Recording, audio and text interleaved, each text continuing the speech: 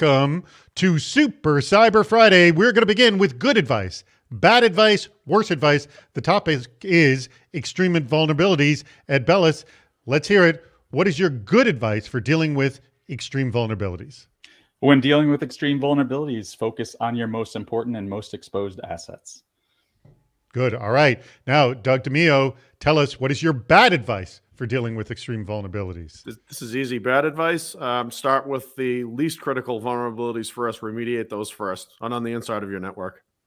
And Ed, give me some worse advice. Well, when you're really dealing with extreme vulnerabilities, what you want to do is hack yourself first, exfiltrate all the data, and beat your attackers to the punch. That's pretty bad advice. Get ready. It's Super Cyber Friday. Welcome, everybody, to today's Super Cyber Friday. The topic is hacking extreme vulnerabilities, or an hour of critical thinking about the confluence of concerns across threat actors' intentions, industry targets, ransomware, and a company's unique weaknesses. Our guest, who you just met, is Doug DeMio. He's the leader of the ransomware task force over at American Family Insurance. And Ed Bellis, who's the CTO and co-founder of Kenna Security. They're also owned by Cisco now. Hey, Kenna Security, they're the sponsor for this. We appreciate, by the way, with the Red Bull sponsorship for the extreme vulnerabilities fell through, but Kenna Security stepped in, so we appreciate that. Hey, 7 different ways to participate. The chat room. Also, submit your worst ways to manage extreme vulnerabilities. 3, how do we make it 10% better? We'll have a poll for that, and then you can vote on the polls. That's another way. Join us on video at any time with Bring Me On. Nobody takes advantage of that. Feel free to do that. Type it in, and Andrew will try to get you on camera. Ask a question. You'll see at the very bottom of the screen. You can do just that. Please ask questions. I know you have questions about extreme vulnerabilities, and also you can vote for your favorite question. All right, today's schedule. You just saw it. Good advice, bad advice, worse advice. Give us your bad ideas, your good ideas over the next 20 minutes. Also, we'll put our poll live on the bad ideas on extreme vulnerabilities, and we will play I Object. Drew Brown, if you're there, let us know. We'll have you in there. You're the winner last year of the best bad idea. If not, we have a second. Then we'll play Department of Yes. Then we'll put our poll live at the 10% better, and the top 2 bad idea contenders or worst idea contenders will face off to determine whose idea is worse. Our 2 guests will determine that. Last question, final advice, and then we will have our meetup. Please stick around for our meetup because it's a lot of fun. I promise you that. Next Friday, though, our topic is hacking security validation and our critical thinking about verifying the processes you have in place actually work. Guess what? There's a link up at the bottom of your screen to register for just that. And if you click on that, you will not be taken out of this video chat. You'll still be in Super Cyber Friday, but you can also register for that while you're at it. And you want to do that because if you register by 5 p.m. next Tuesday, you're automatically entered in a raffle to win an awesome CISO Series jacket. All right, enough of all that nonsense. I got through that as quick as I possibly could. Let us discuss. I'll start with you, Ed. What are the ingredients necessary to actually understand what your most severe vulnerabilities are? So the key here is we're talking about severity, right? And just I preach this all the time, one piece of the puzzle ultimately, right? But when you're looking at severity, there's a lot of things that feed into that. Even if you're just looking at kind of the traditional common vulnerability scoring system, there's a bunch of sub-metrics that feed into that, right? Which ultimately tell you is this a remote code execution? Is this some sort of privilege escalation? What are the key factors around that? That's going to feed into the severity. But if you're only focused on that, you can burn yourself, right? And one of the things that we saw, like a great example way back, was Heartbleed, right? Well, it's an information disclosure vulnerability, which isn't as bad as a remote code execution, except the information in this case is all the information that you're trying to encrypt and protect. So there's, when focusing on severity alone, you end up in a bad situation, right? So extreme vulnerability is going to be not only severity, but it's also going to involve some sort of likelihood of exploitation. And what is ultimately, what asset does this affect? These all kind of play into that. And I don't, Doug, when we chatted earlier, you mentioned that extreme vulnerabilities have real world impacts. And I don't think people fully understand that. Can you like explain that and also connect the dots of what the real world impacts are? Well, so since I'm currently the leader of the ransomware task force, I think the real world impacts there are very obvious, right? We've seen many organizations taken down for, in some cases, months at a time. And at the end of the day, most of these attacks are the result of unremediated vulnerabilities. So a vulnerability is exploited. It's some combination of that and some combination of compromised credential typically lead to these events. So that's an obvious, easy one, right? Business operations will cease entirely. The pipeline's a good example of it. Everybody felt that on the East Coast, right? It essentially felt like a fuel shortage, depending upon where you were. That's one example. Healthcare systems have been shut down by it. Real danger to life. And other organizations have been shut down as well. So. And would that be, and just throwing this out since you're talking about it, would starting from like the end results, like let's think where we are the most vulnerable, like, our certain supply chain issues, and start from the end and work your way back, I guess, is that a technique? Again, from a ransomware perspective, one of the greatest challenges is in terms of your ability, in terms of your resilience, you have to really understand and have up to date your business continuity planning, your business impact analysis, which I think speaks to your question, and your ability to recover from that type of event, which is a little bit different. It's very different actually from a system failure type event. And most of us are engineered for system failures, software failures, data failures, not necessarily engineered anymore for, essentially what's a recover from backup strategy. So Ed, let me throw this to you because you bring up a good point, Doug. So you were talking about, Ed, what the extreme vulnerabilities are. He's talking about business continuity and disaster recovery planning. And then I was also talking like taking it from the endpoint and looking backwards if that is planned. Am I missing sort of a piece to this puzzle here? And again, we're at a pretty high view right now. Yeah. So you're missing a piece, but in terms of working backwards, that is right. So when I think about it, that's what goes into the asset and business process priority and things like this. Is like what happens? What are you're basically threat modeling out this system or group of assets together to say, right, if to Doug's point, right, if it's ransomware and all of a sudden all this data is encrypted, what happens? If it's something else, if it's data exfiltration, or if it's a denial of service, what happens, right? All of these things you end up having to threat model out. So that's a piece of the puzzle, is kind of working your way backwards, basically from the business side of the house, from the business process side of the house, to understand, what are my most important business processes and what happens for all of these different threat scenarios if they go away or they come to light. All right.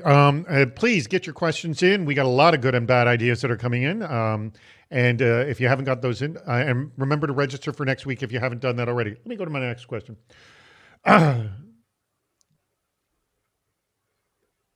So do you think, and I'll throw this out to you first, Doug. Is there a pattern that people have for looking at their extreme vulnerabilities, maybe historical, that they're kind of missing a big point in? Or maybe I can ask in another way and saying, were there some mistakes that you made in the past at looking at extreme vulnerabilities that you're like, oh, you can't do it this way anymore because it just doesn't work?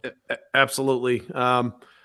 Historically, a lot of organizations, a lot of engineers, a lot of people rely on the assessment of the scanning tools themselves. So you have certain scanning tools that discover the vulnerabilities. They may rate them a certain way, but the reality is that completely lacks risk context. So, to Ed's initial comments, you need to focus on a couple of things. Number one, what are your highest value assets? And obviously you start at the edge, right? Start external and work your way towards the core. That's the way you remediate.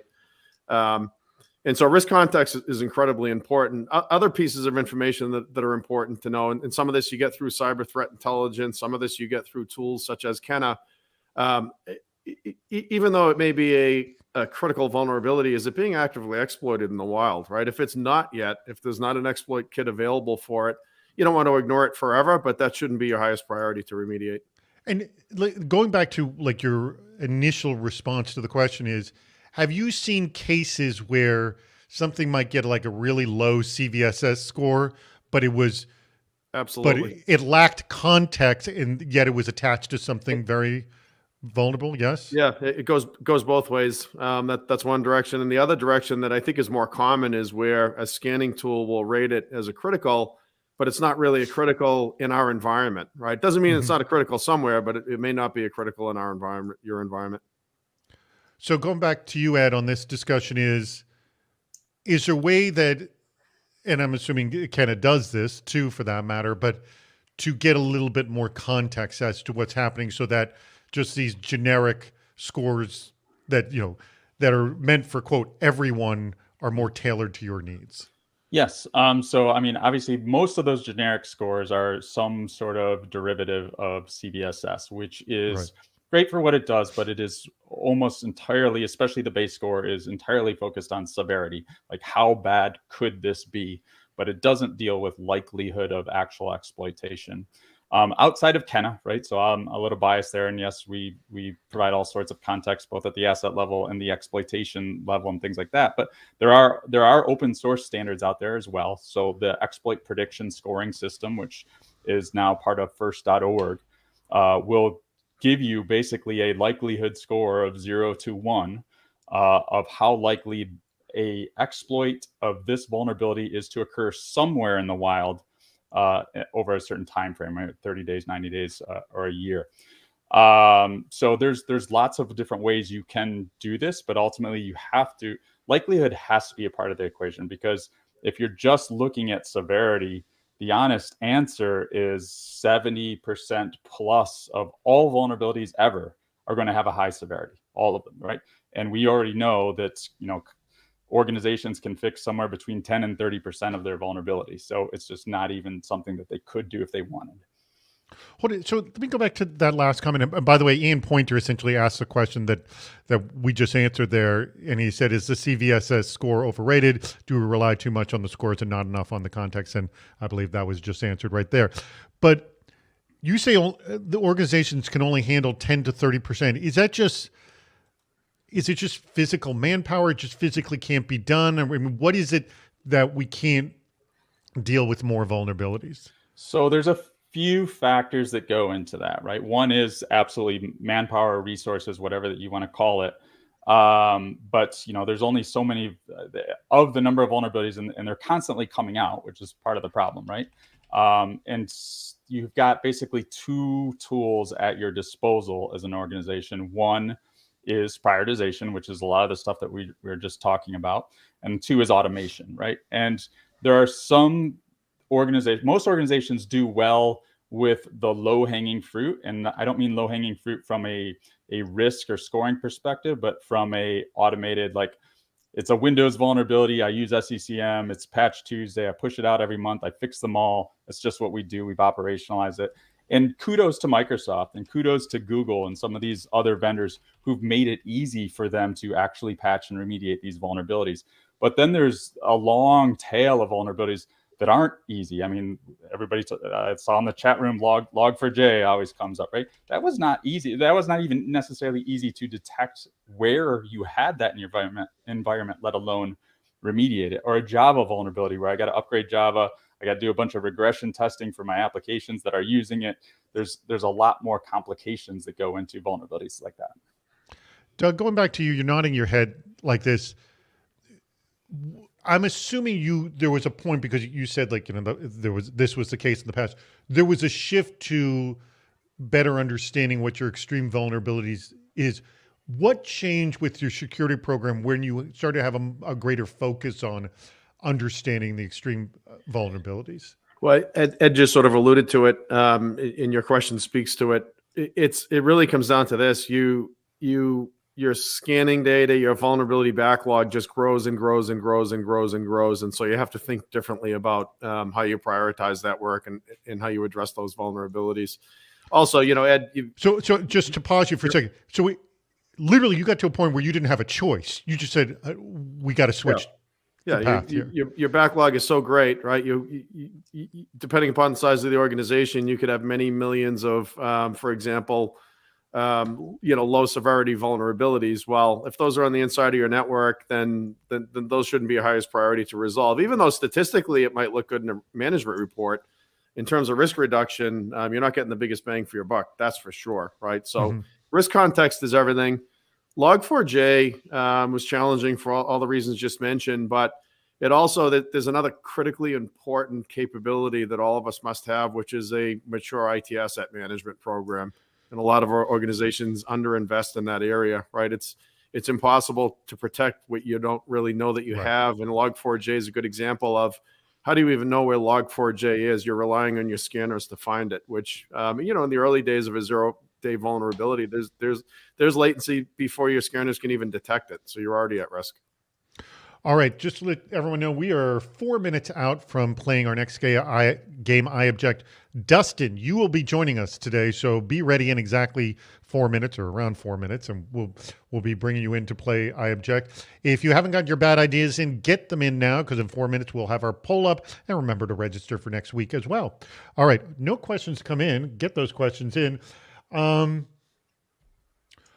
Okay, so I know this is something that I mentioned to before, but I just want to add, I want you to sort of paint a picture so people understand how drastic the difference is, and I'm assuming it's drastic given how we've been talking right now, is we have the general threats and then we have industry-specific threats. So say you're in, Doug's in insurance or you're in airline industry. How do those change your industry threats versus generic everybody threats? Yeah, so I like to think of them, the differences, basically, is it a target of opportunity or is it a targeted attack, right? Am I being attacked because of who I am and what I have, or is it just because I have this vulnerability and they're looking for it wherever the case might be? So you have to obviously protect against both, but the target of opportunity is basically whether I'm doing the remediation in my org or Doug's got his remediation in his org, the approach and likelihood and all those things are pretty close to the same thing, right? But for the targeted attack, it's all about my business, my data, what my threat models are, and they may be completely different than Doug's. So the vulnerabilities that I'm going to go remediate because to prevent a targeted attack may be very different for me than they are for Doug. And Doug, have you operated in other industries besides the one you're in now? I have. I was in healthcare for both on the provider side, the payer side, you name it, just about every aspect of it for about 20 years. And then the last 5.5 years have been with American Family, which is personal lines, commercial lines. And as a result, have you seen a great shift in, and again, I know 5 years in cyber attacks is a world of difference, but with that aside, if you can, did you see a significant difference on your industry attacks in healthcare versus insurance? Oh, absolutely. And can you give us some kind of example, like how that shifts? So recently, on the personal insurance line side of the business, there have been well-publicized attacks, coordinated attacks on quoting platforms, for example, and there's reasons for that. In the healthcare world, it's typically they're going after PII, they're going after your insurance card information so they could submit false claims. The first one is sort of directly monetizing the results of the attack, successful attack. The second one is more harvesting information that can be aggregated at some point for some other purpose. Okay. All right. Let's bring in, we're just exactly a minute away. So let's bring Dustin in. We'll be playing a game.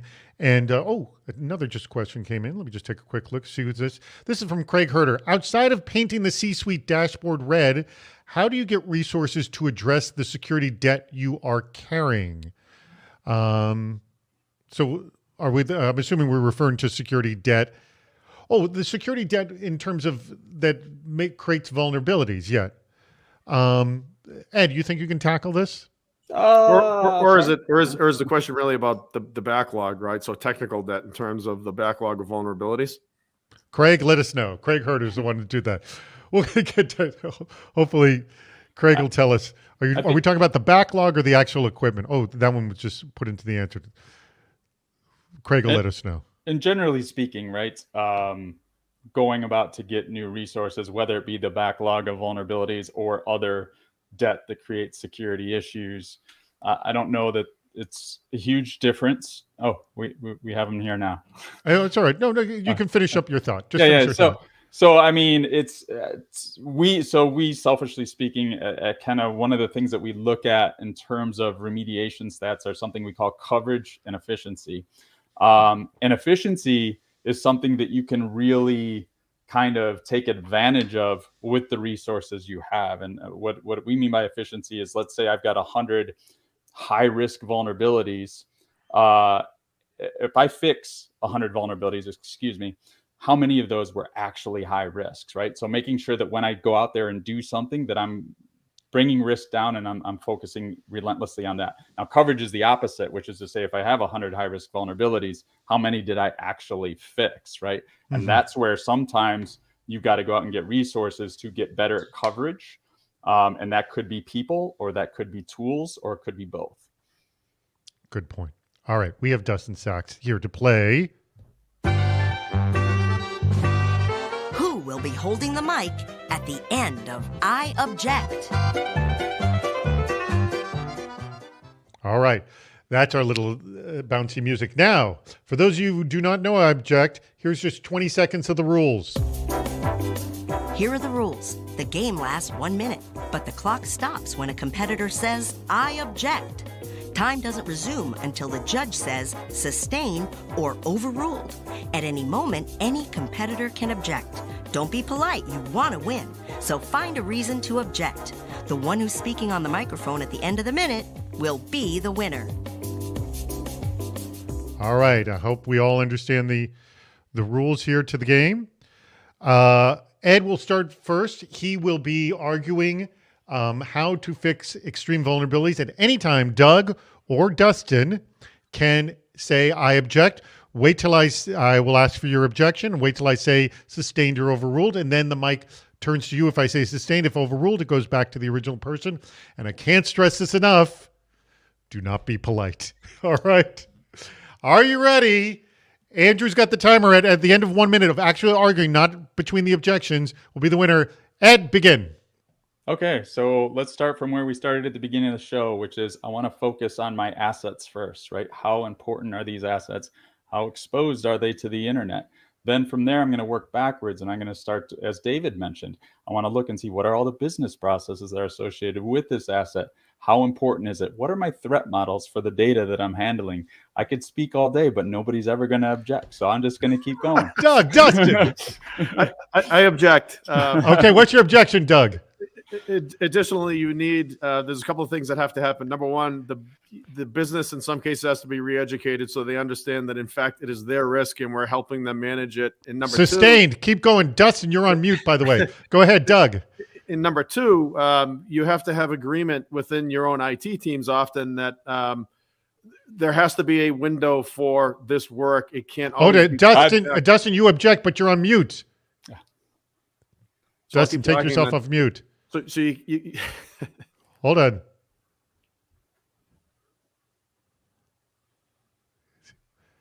No, we can't hear you, Dustin. I think Ed objected. I'll go ahead and object. Ed, what's your objection? Well, I mean, you can't expect everybody to buy in the entire company in order to remediate extreme vulnerabilities. You end up inches of red tape. Okay, hold on. What's your objection? Doug. You absolutely have to have at least senior leadership support and approval for this. Otherwise, you will never be provided the maintenance Sustained. windows. Keep going. Otherwise, you'll never have the maintenance windows to remediate vulnerabilities. Everything else will come first. Software application development, everything will come first, assuming you're not architected in such a way. Unfortunately, Dustin, we still can't hear you. Well, we lost Dustin. He's back. Dustin has been objecting, but we can't hear his objections. They're really good. I know, they're excellent. Keep going, Doug. Assuming that not all of us have environments that are 100% fault tolerant, and you can remediate vulnerabilities without causing any disruption. Doug wins. Dustin, I'm so sorry. His audio didn't work. Dustin, I'm sorry. What do I win? What do you win? You win. Is it just pride? You win. You win bragging rights. Is what you win. Dustin, I am so sorry that your microphone didn't work. That stinks. I'm sorry. By the way, I saw some chants for rollerball earlier today, and I appreciate that. If anyone hasn't seen that James Caan classic, make sure you watch it. Yep. Why that never actually became a real sport, I don't know. All right. Thank you very much, Doug. Thank you very much, Ed. My apologies to Dustin, who was not able to get that. By the way, our poll is up. If you haven't voted on our poll, please vote. We got 5 more minutes to vote in the poll, so please get into the poll and vote for the best bad ideas right now. All right. Let me go to the questions. We got more questions here. Oh, Craig. The backlog of vulnerabilities. Okay, going back to Craig Herter's question, outside of, and I'll throw this to you, Doug, outside of painting the C-suite dashboard red, everything's a vulnerability, how do you get resources to address the security debt that you're carrying? So this, essentially, Ed had said this, and I just want your thing. He said, you either need more people, you need more tools, you need both. What would you add to this? Again, it's really support from the top to understand that this needs to be a priority, because a lot of organizations historically, this hasn't been a priority, and it absolutely needs to be. I think ransomware has sort of elevated visibility into that as well, how important this is, the recent ransomware attack. So prioritization is key. Support from above is always key. And I would just add, when we're talking specifically about the backlog of vulnerabilities, keep in mind that it's probably not necessary to fix every single vulnerability in that backlog. In fact, there's probably better ways you could reduce your risk in the company as you get to a certain level where it's just diminishing returns. By the way, I want to mention to everybody, in 2 weeks from now, on the 25th, so next week is the 18th, 25th the week after, we're going to come back and we're going to talk in greater detail on this very subject, what you said.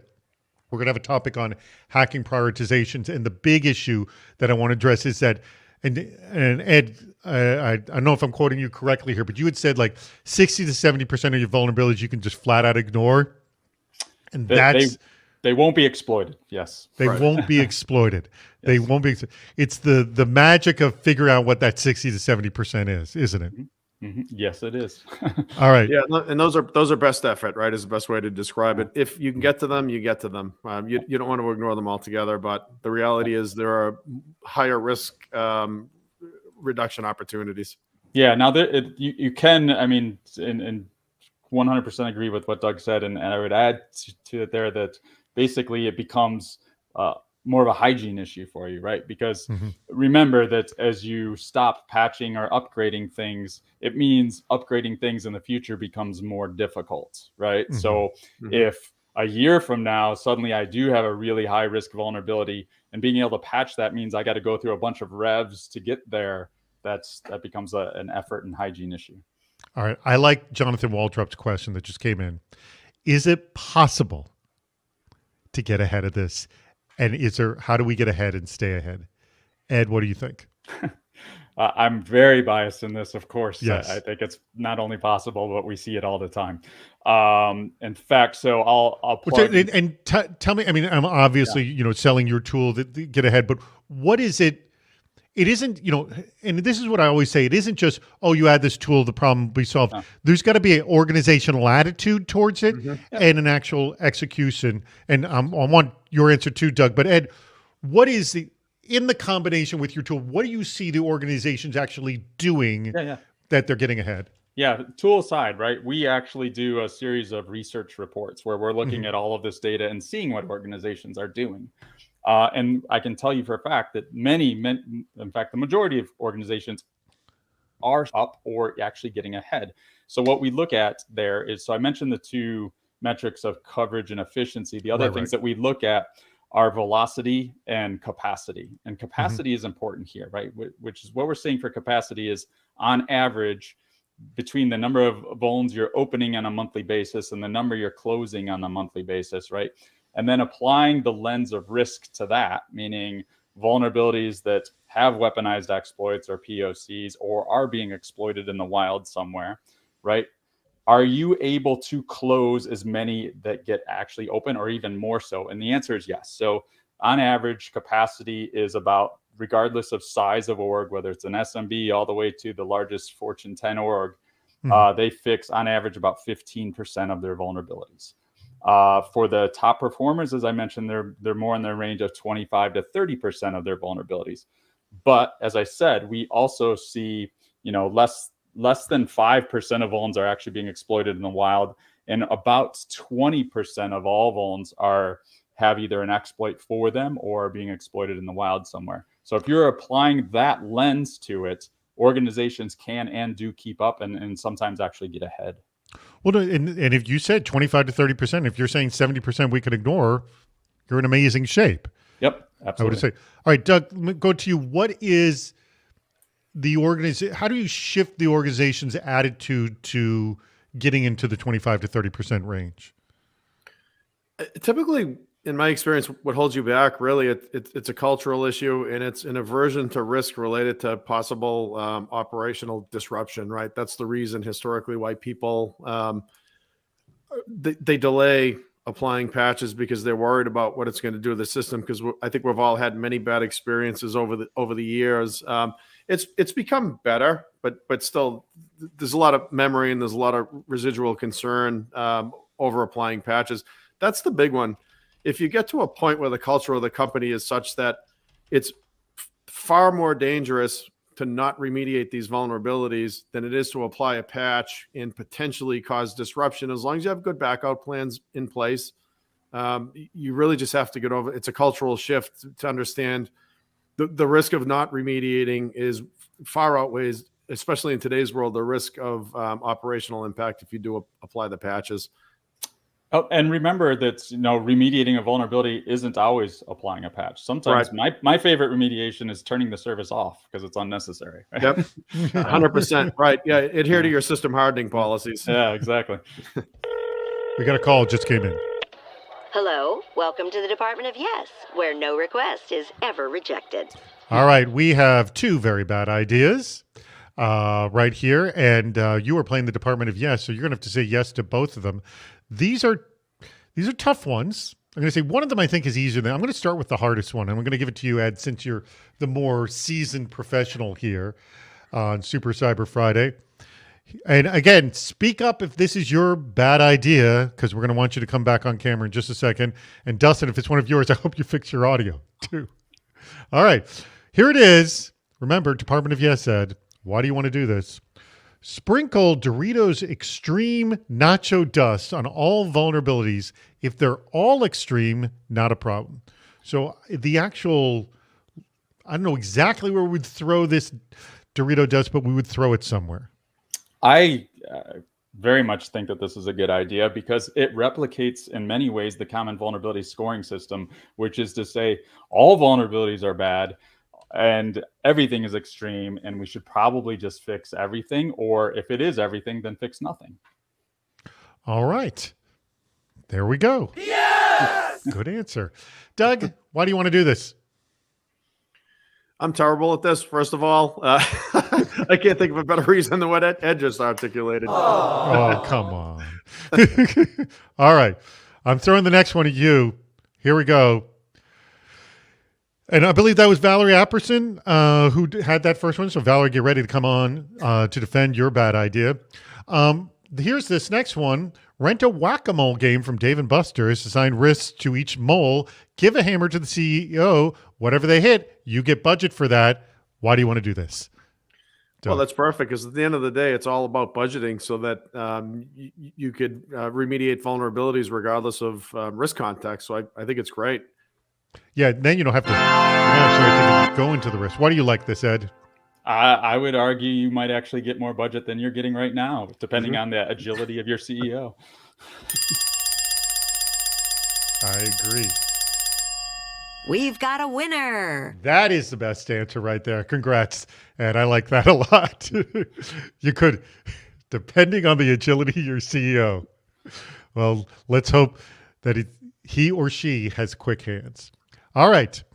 Let's get back to our questions here. And what do we time was? 35 minutes. Okay, so figure we're going to do it around in about 5-10 minutes. We'll have both Dutch and Valerie. That was the last one was Dutch, which that one didn't surprise me. I'll have Dutch or Valerie come on as well. All right, let me look at some of these bad ideas, or not bad ideas, questions. We did those bad ideas.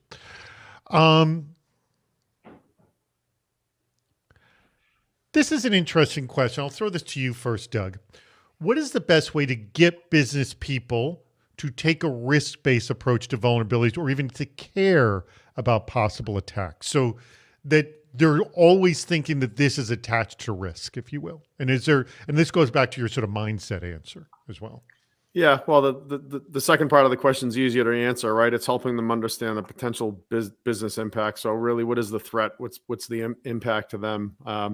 Always starts there. And then in terms of garnering support, it really is all about not taking the shotgun approach and pretending that you can resolve all of these issues, because realistically you can't. And so demonstrate that you're being responsible and you are prioritizing based on risk reduction opportunities versus trying to ask for enough funding and money and people to solve all of the problems. You can't do that. You really just need to solve the things that are actual threats. Do people fully understand business risk? And I'm talking like at all levels for that matter, because one of the things, and we've talked about this on our other shows, is that often you have to make this personal before they see the business impact. So like once they understand their own personal risks and securities, then they can kind of comprehend business risk security. Does it have to go down to that sort of detailed personal level first? Doug? No, not really. Not in my experience. Unfortunately, I think in today's world, all of us are attacked and defending on such a consistent basis that eventually bad things do happen, and in a very real way, it impacts the business. And that's sort of when the light goes off. That's kind of the wake up call that this stuff is real, right? It's not just virtual. It's not conceptual. It's not theoretical. Some of the stuff is real. Mm-hmm. Ed, what do you think in terms of getting people to recognize that there is a risk attached to whatever this vulnerability is? And again, does it need to go personal, or can they understand it just in the business context? Yep. So I think the answer is it depends on who you're talking to and at what level, right? So at the operations level, the people that are often tagged with actually remediating and patching and doing all of this stuff, I want, Doug is right on here. You can actually show them, hey, I can show you a way to actually do less and reduce risk more than what you're doing actually today. And that to me tends to be a story that plays really well on the operations side. I would assume so, yes. The only thing I would say about making it personal, I don't think it's about making it personal, but when you take it up to, say, the board level, it's more about storytelling than it is about the actual quantitative risk of each vulnerability and getting into the weeds, right? You're basically discussing risk broadly, and you're talking more about, where we are today or where we were a month ago, last quarter, where we are now, where we're going, what resources it will take to get there, and the investments, and is it worth it to get to that risk point? By the way, Andrew, put the 10% better poll up. We want to see that. Let's get that poll up as well. Actually, can you leave the other poll there, because I'm going to be able to still read Valerie and Dutch's when we get to that. And also, if you haven't registered for next week's video chat, please go ahead and do that. Click on the link at the bottom of the screen. Ian Pointer actually has a really good question here that we have not addressed at all. And I was just thinking that, we've done a lot of things about vulnerabilities with you, Ed, and I like this question. And it's about patch fear. People actually do very much have patch fear in that, what is this going to break if we do this kind of a thing? So Ian asks, how do we overcome patch fear? Has fewer window update failures helped? What do you think, Ed? Yes, it has, certainly on the infrastructure side. As I mentioned before, like with some of the things that we see companies do the best is Windows patching, right? They do it regardless. They patch them all. They do it every month. But there's still very much the long tail is the patch fear, right? I mentioned Java and things like that. There's a lot of patching things where, and it's mostly because of how difficult it is to patch, whether that be because you don't yet have, it hasn't been operationalized by the vendor that you're purchasing that software from, or it's complex and it touches lots of different things in your org. There's still very much patch fear in that case, I think. What about you, Doug? Have you seen a lot of patch fear still? Oh, absolutely. I mentioned it earlier in the discussion. I think that's largely the reason why companies have such backlogs when it comes to unremediated vulnerabilities.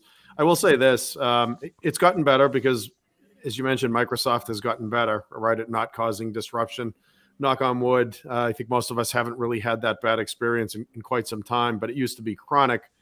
And the other piece of this is as technology modernizes, we all move to the cloud or we move to DevSecOps models. It is much easier to reverse those changes, right? Typical legacy infrastructure, it was a big problem. Today, it's much less of an issue than it was in the past, but the mindset is still there. Again, back to the cultural shift is probably the single most important thing you can do to change behavior when it comes to remediating, patching specifically vulnerabilities. There's other type of vulnerabilities as well. There was a question about do you have to make that personal connection? Absolutely, right? People are vulnerable as well. And, in our case, in American Family's case, our security awareness program, we directly connect people to email security, right? Mm-hmm. In being very attentive and paying a lot of attention to how you scrutinize messages that come in so that you don't open up the wrong thing, because there's usually two ingredients that lead to a successful attack. One is credential compromise, and that almost always starts with a phishing campaign. And the second is the vulnerability. Like, you typically need those two pieces to be fully successful. All right, we have Dutch on, and we're also extending an invitation to Valerie as well, who are our two bad idea that we played during the Department of Yes. And I'm assuming Valerie will be joining us as well. And just to remind everyone, Valerie's bad idea was sprinkle Dorito extreme nacho dust on all vulnerabilities. If they're all extreme, it's not a problem. And Dutch's, she hasn't accepted yet, rent a whack-a-mole game from Dave & Buster's. There it is. Oh, no, she has accepted.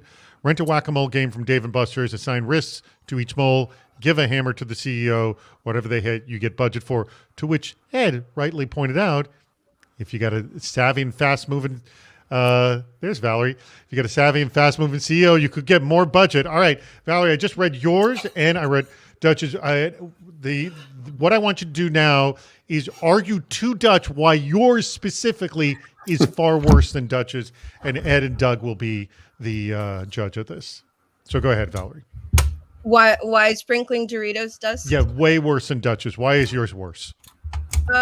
It's worse because you're gonna get the dust everywhere, and so you're not gonna know what's important and what isn't. I mean, that would be good if you're quite lazy, but if you're not lazy, then I think that would muddy the waters quite a bit. So it would be also, the equivalent. It might get into the hardware, and you don't know what's going to happen with that. You would also be equivalent of doing close to nothing as well. All right, Dutch, tell us why yours is worse than Valerie's here. My idea is worse because we know that CEOs have shiny object syndrome, aka squirrel syndrome. So they will get fixated on one mole. They won't even hit it. And they'll just repeatedly go after that mole over and over and over again. And the time will run out, and they'll be like, you get zero budget, sorry. Oh, but you know what's even shinier than that? An object covered in nacho dust. Well, then they'll just Good stop. point. By the way, I think most CEOs know how to play whack-a-mole. All right, Ed, Doug, I throw this to you. Which idea do you truly think is worse, and who do you think made a good argument here? This is a no-brainer. Valerie's idea is clearly worse because Dutch's idea is at least there's a positive outcome, which is funding opportunity. Good point. There's no positive outcome in Valerie's. Maybe you can lick the dust off your fingers. If you like nachos a lot, you can lick the dust off your fingers. All right, that's good. That's a positive outcome. Ed, what's your take? I 100% agree. Sorry, Dutch. This one is a no-brainer. Not only will you not remediate any vulnerabilities with nacho dust in your data center, you actually run risk of your problems if your environmental controls might not be able to handle nacho dust as well. You may create more vulnerabilities with all the nacho dust getting into the fans. That's right. Yeah, we got a serious problem there. All right, excellent job. Thank you, Valerie. Thank you very much, Dutch. Great bad ideas. We love them. By the way, really creative batch of bad ideas. We will determine the truly best bad idea by Monday, and I will let that person know. Last week's was Drew Brown. Unfortunately, he was not able to join us for that. All right, we have just about 15 minutes left. If you got a question, please get it in our last 15 minutes. What is becoming a problem now, Doug, in extreme vulnerabilities, and I'm going to say within the past 12 months, that you didn't see before? I think the third-party supplier is becoming a little more prevalent. That was a big story. Than it has been in the past. I don't know that it's what I really have a hard time understanding. Is it because it's more of a problem now, or is it just that we're more aware of it and we have more visibility? I actually think it's the latter as well. Quick book promotion here. There's a book called "This Is How They Tell Me the World Will End" by Nicole Perlroth that I read recently. And if you really want to lose sleep over current situation with the Ukraine escalation, read that book. It traces back the origins of when, unfortunately, our government got into the business of buying 0 days so that the manufacturers wouldn't be notified and wouldn't remediate them because they want to use them for obvious espionage type purposes or nation state type purposes as well. Really scary stuff, but it makes you wonder with Kaseya, with SolarWinds last year, how many other pieces of software do we all have in our environments today with 0-day vulnerabilities that just haven't been disclosed to the manufacturers? Good point. All right, Ed, what's your take on? I mean, third party, by the way, seems like what has been the biggest change in vulnerabilities in the past, say, 12 months?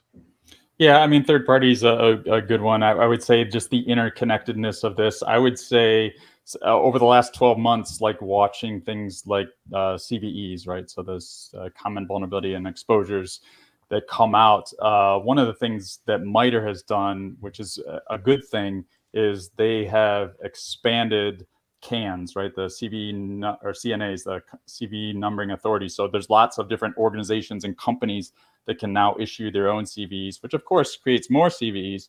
But one of the things to note is over the last 12 months, outside of MITRE, probably the #1 CVE numbering authority has been GitHub, right? So lots of open source, lots of vulnerabilities that are being discovered in open source tools. And that has been a definite change, certainly over the last couple of years. Here, I'm pasting the book you just recommended right there into the chat for those people who are looking forward to losing sleep. Yeah. Because the current situation. That wasn't a good sales pitch, by the way, Doug. You said, I want to make a plug, and then for the people who want to lose sleep. Yeah, and I have absolutely no affiliation with this. I was in another webinar where Nicole spoke, and it caught my attention, so I went off and bought the book and read it. But it is uncanny how her conclusions directly relate to what's going on in the Ukraine right now.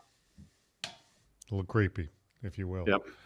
All right. Oh, we've got a bunch more questions just came in. Let me see what this is.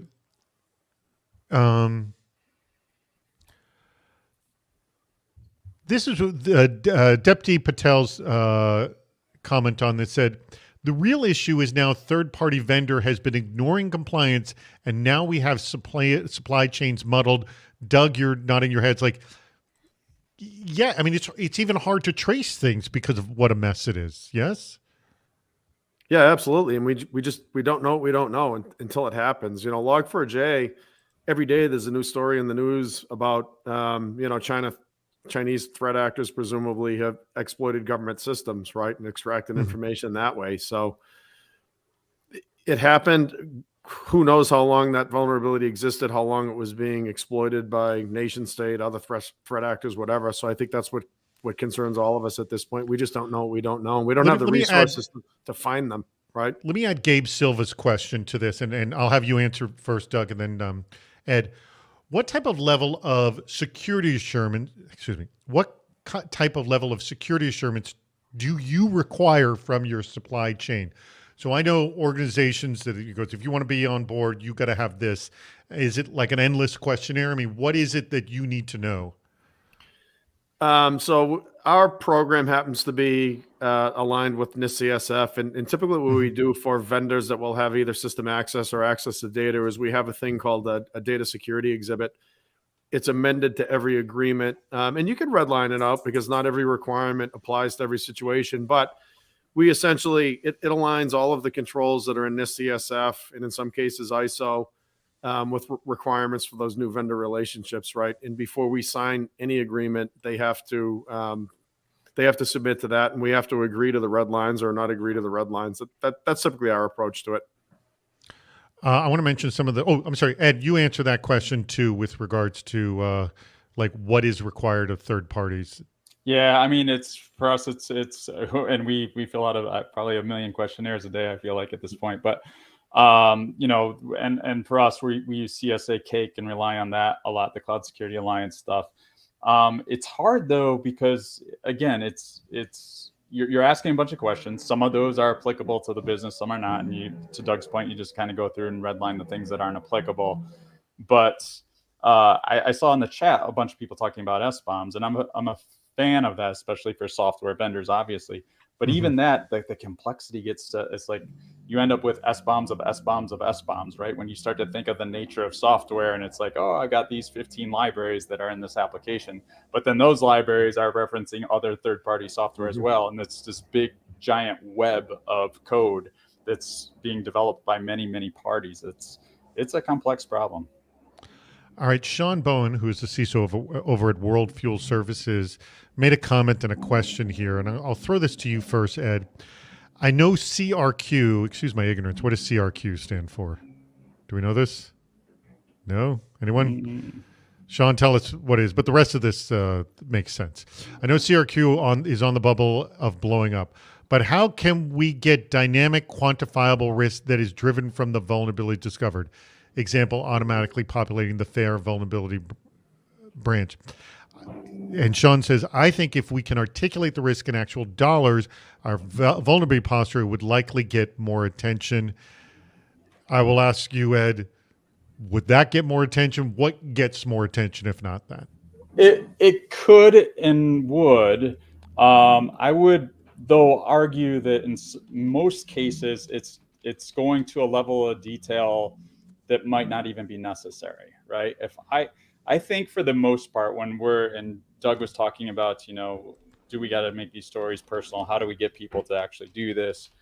I think for the most part, one, we've determined it is a doable, it is a solvable problem, and with data, right? I mean, yes, you could go down to the dollar level, starts to quantify out for this business process how much it's worth to the business, what are the kind of frequency of loss events and things like that, and you could very much do that. I think when you get it to the point though where you've got hundreds of thousands or millions of vulnerabilities that are coming in on a regular basis, to the point of Sean, you absolutely have to basically automate that, and so that it's populated, so you know immediately you're pulling in the various data sources and then applying that to the business process.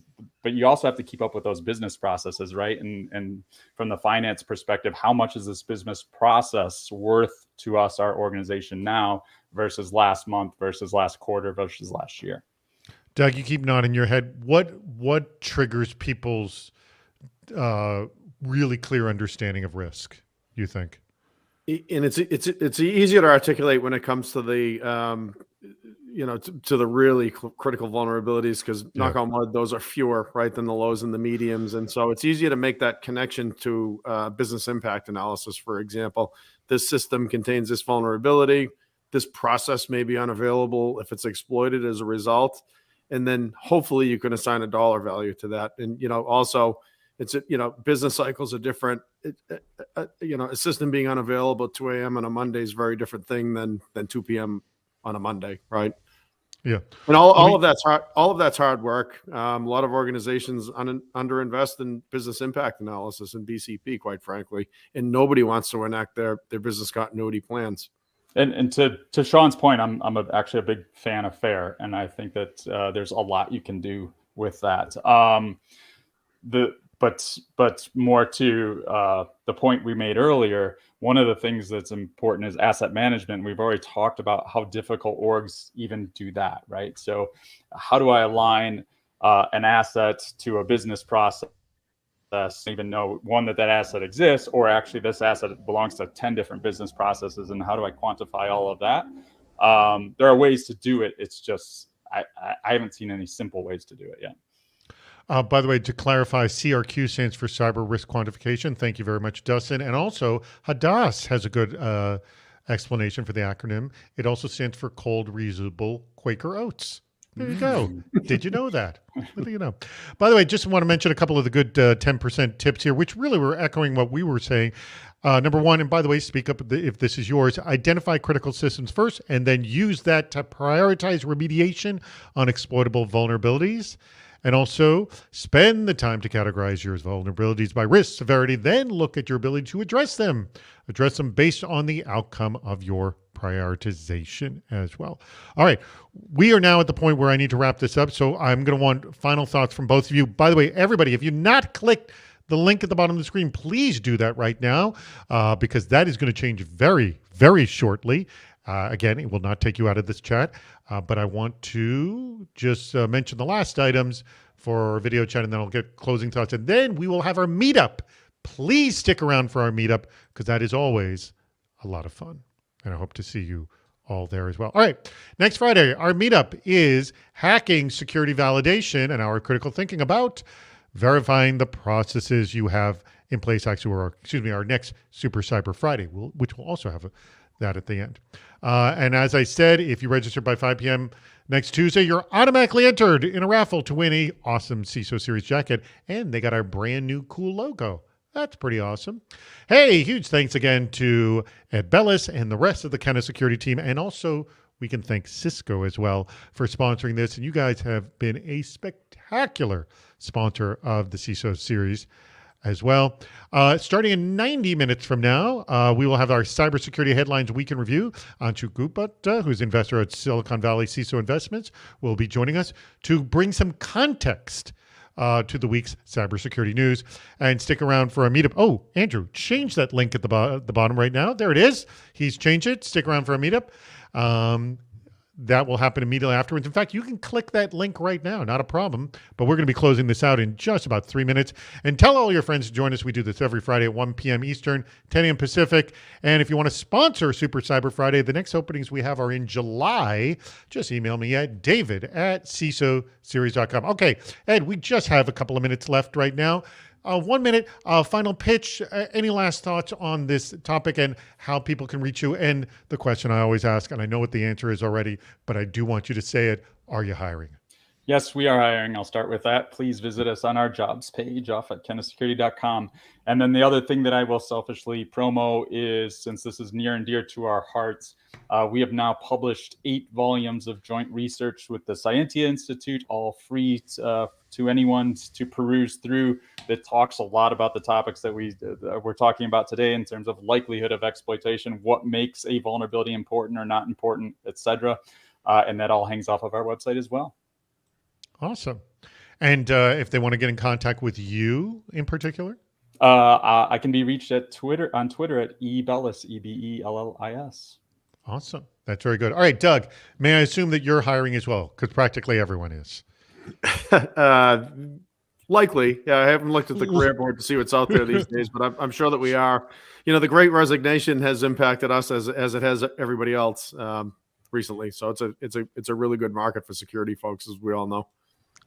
Good point as well. Any last thoughts on this topic for everybody else, though, on this topic of extreme vulnerabilities, and maybe something like, you know, I got a sort of a new light and viewpoint to this issue, like when that came to you. Was that question to me, David? Yeah. Oh, yeah. To you, Doug. I'm sorry. Yes. Yeah. Well, so I think the enlightenment was, again, you reach a point where there are so many vulnerabilities in your backlog that you realistically can't remediate all of them, and then you realize, all right, what's important. And so, you know, going forward, best advice I could offer is make sure that you are prioritizing based on risk. Mm-hmm. And determining what the heck that is, too, is not easy. None of this is easy. If it were easy, we would be having discussions about it. Everyone would have figured it all out by now. And you wouldn't need security guys. Yeah, we wouldn't need this. We'd all be out of business, right, Ed? Yes, probably. Yeah. I don't think that's going to happen anytime soon, though. No, sadly. I say, let me ask you quickly, guys. You guys go to the RSA conference? Yes? Yes. I don't. Well, I've gone many, many years, and all I do is I see that show get bigger and bigger and bigger. Now, that's why obviously, because of COVID, it'll be, not so big. But, man, this industry. It's crazy. The number It's of crazy. vendors, they're reproducing. It's certainly more rapid than rabbits. Reproducing rapidly. All right. I want to put a huge thanks to Doug DeMio, who's over at American Family Insurance. Thank you so much, Doug, for joining us. Ed Bellis, as always. Come back in 2 weeks, too. Come next week, but also come back in 2 weeks where we talk about hacking prioritization. That's going to be, we're going to really drill into that because I want to really understand, Adam, setting you up, I want to understand how you really find out that 70% I don't have to care about. Sounds good. I'm looking forward to that discussion right there. All right. Thank you very much, everybody. Click on the link at the bottom of the screen. Join us at the meetup.